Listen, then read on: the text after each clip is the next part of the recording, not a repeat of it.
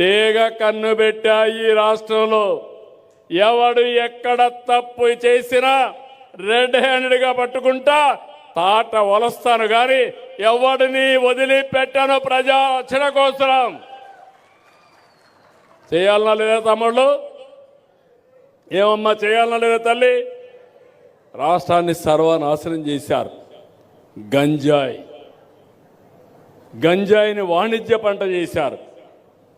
నేను ఆ రోజు కూడా మీకు ఒక మాట చెప్పాను, ఏ సమస్య అయినా పరిష్కారం చేస్తాను కానీ గంజాయికి అలవాటు అయిపోతే అలాంటి చేయడం చాలా కష్టం. ఒకసారి అలవాటు అయిపోయిన మన పిల్లలు గంజాయి మానుకోలేరు. అది ఒక వ్యసనం, ఒక అబ్సెషన్.